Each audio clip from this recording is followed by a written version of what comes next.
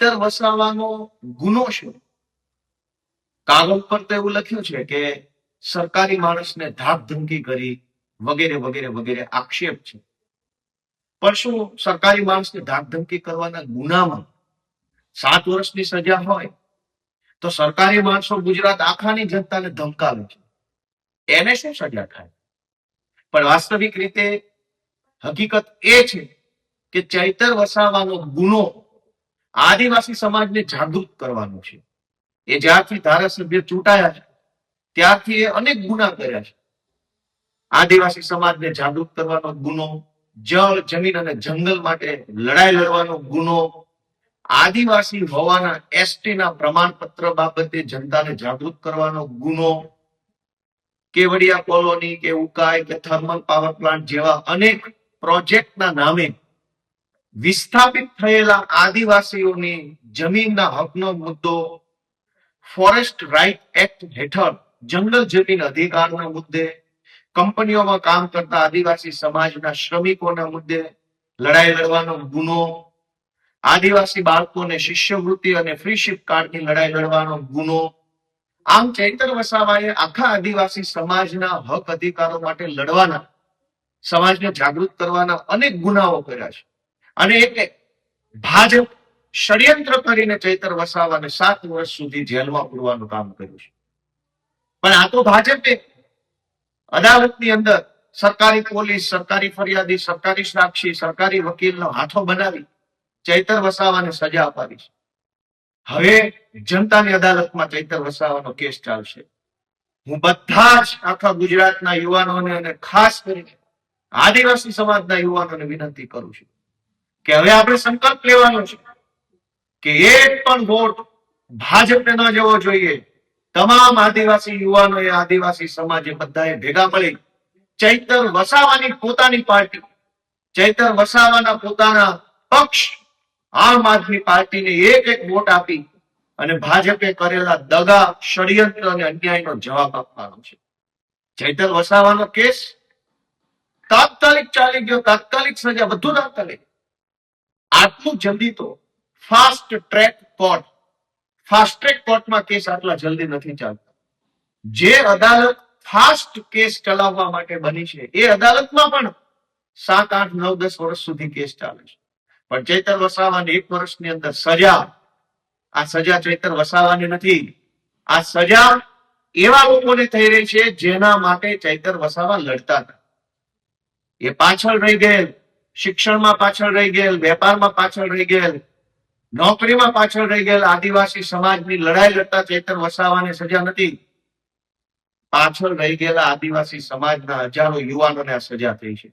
બધા જ યુવાનોને વિનંતી છે કે ચૈતર વસાવાની પાર્ટી, ચૈતર વસાવાનો પોતાનો પક્ષ, આમ આદમી પક્ષને વોટ આપવા માટેનો સંકલ્પ લઈને અને ચૈતર વસાવાને ન્યાય અપાવવાની લડાઈ લડવી જોશે. ભાજપે ષડયંત્ર કરી, સરકારી તંત્રનો દુરુપયોગ કરી જે અન્યાય કર્યો છે એની સામે આમ આદમી પાર્ટી જે પણ લડાઈ લડવી પડે, કાયદાની લડાઈ હોય કે સડકની લડાઈ હોય, સંઘર્ષમાં એક ડગલું પાછી નહીં હટે.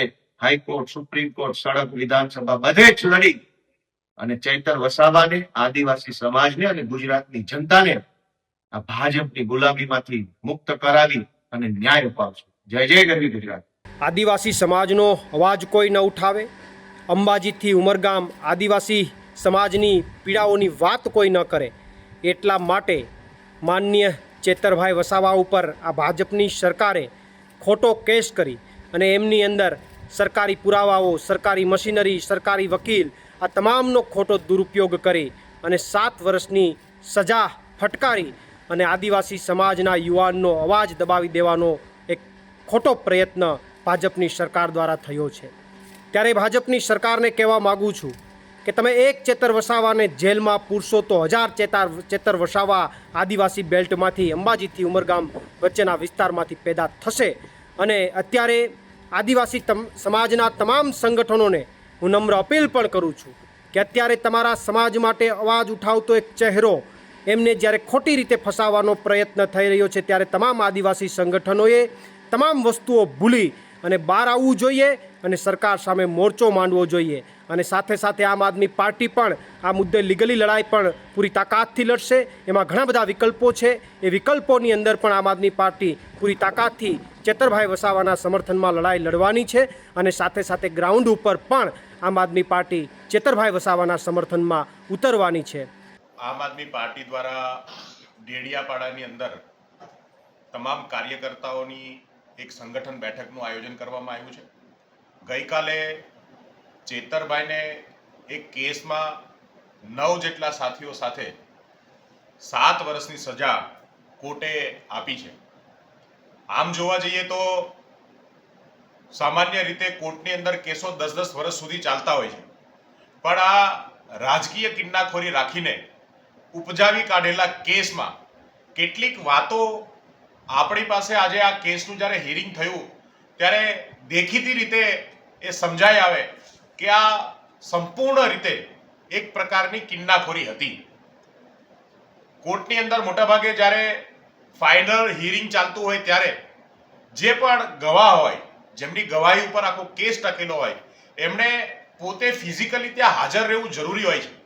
એમ છતાંય વિડીયો કોન્ફરન્સથી ગવાહોની ગવાહી લેવામાં આવી. આ કેસને ઝડપીથી ચલાવવામાં આવ્યો. આ કેસની અંદર તમામ અધિકારો છીનવવાની કોશિશ થઈ. હદ તો ત્યાં થઈ કે 15 દિવસની એક બાળકીની માતા શકુંતલાબેન ચેતરભાઈના બેન છે. 15 દિવસની એમની બાળકી છે. એ બાળકી સામે પણ જોવામાં ના આવ્યું. એક બેન પ્રેગ્નેન્ટ હતા, એમને પણ. અને સૌથી મોટી ગંભીરતા કે ગુનો જ્યારે ગુનેગારોની એક ટીમ સાથે થતો હોય ત્યારે તમામ ગુનેગારોની સરખી ગુનાહિત એક્ટિવિટીઝ ગણી ના શકાય. અલગ અલગ રોલ બધાનો હોય છે, પણ આ તમામ ગુનેગારોને એક સરખી સજા આપવાનું કામ જે કરવામાં આવ્યું છે એનાથી બહુ સ્પષ્ટ દેખાય છે કે આખો કેસ જે છે એ ઉપજાવી કાઢવામાં આવેલો છે. અને આખા કેસની અંદર આજે સૌથી મોટી શંકા ભારતીય જનતા પાર્ટીના કૃત્ય ઉપર ગુજરાતની જનતાને થાય છે. ગુજરાતની જનતા ચેતર વસાવાને એક નેતા તરીકે જોયો છે, એક લીડર તરીકે જોયો છે. શા માટે ચેતર વસાવા ઉપર આ કેસો થયા? શા માટે ચેતર વસાવાને વારંવાર જેલમાં નાખવાની કોશિશ થઈ? કેમ કે એ ભાજપની આ તાનાશાહી સામે, ભાજપના કુશાસન સામે, આદિવાસી વિરોધી માનસિકતાની સામે સતત લડે છે. આજે આદિવાસી સમાજ સમગ્ર ગુજરાત સ્તબ્ધ છે અને ચેતર વસાવાની સાથે તમામ લોકો એમના સમર્થનમાં આવીને ઊભા છે. આમ આદમી પાર્ટીમાં પણ આમ આદમી પાર્ટીના તમામ કાર્યકર્તાઓ, સમર્થકો આજે ચેતરભાઈને સાથે જે અન્યાય કરવામાં આવ્યો છે એને લઈને દુઃખી છે. અને આમ આદમી પાર્ટી આગામી સમયમાં સતત આ વાતને લઈને લોકો સુધી જશે.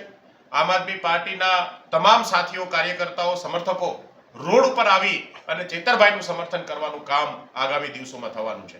આજે આ આંખ ઉઘાડતો કિસ્સો છે કે જે સરકારની સામે બોલે છે એમના ઉપર કેસ થાય ને એમને જેલમાં નાખવાનું કામ થાય છે. જે સરકારની સામે ઝૂકી જાય છે એમના 10 વર્ષ જૂના કેસો પણ માફ કરી દેવામાં આવે છે અને કેસો પાછા ખેંચી લેવામાં આવે છે. અંગ્રેજો કરતા પણ બદતર હાલત આજે ગુજરાતની અંદર, આ દેશની અંદર લોકશાહીની કરી છે. કાયદો વ્યવસ્થા માત્ર ને માત્ર વિરોધ પક્ષ માટે છે. સત્તા પક્ષમાં બેઠેલા લોકો પોતાની રીતે દેશને લૂંટવાનું, ગુજરાતને લૂંટવાનું કામ કરે છે. અનેક ગુનાહિત લોકો આજે ભાજપમાં છે, પણ એના ઉપર કોઈ કાર્યવાહી કરવામાં આવતી નથી. આવા સમયમાં ચેતરભાઈ ઉપર જે રીતે આ ષડયંત્ર રચવામાં આવ્યું અને એમને જેલમાં નાખવાનો કોશિશ કરવામાં આવી, એમની સામે તમામ લડાઈ, કાયદાકીય લડાઈ પણ આમ આદમી પાર્ટી લડશે. ગ્રાઉન્ડ સુધી, રોડથી લઈ અને વિધાનસભા, સંસદ સુધી આ લડાઈ જે છે એ લડવામાં આવશે. અને એક ગેરંટી સાથે કે તમે એક ચેતર વસાવાને ઝુકાવવાની કોશિશ કરો છો, તમે ભૂલ કરો છો. ગુજરાતની અંદર અમે 100 ચેતર વસાવા પેદા કરવાની શક્તિ ગુજરાતના લોકોમાં છે, આમ આદમી પાર્ટીમાં છે. 100 ચેતર વસાવા આગામી સમયમાં તમારી સામે લડશે અને જીતશે.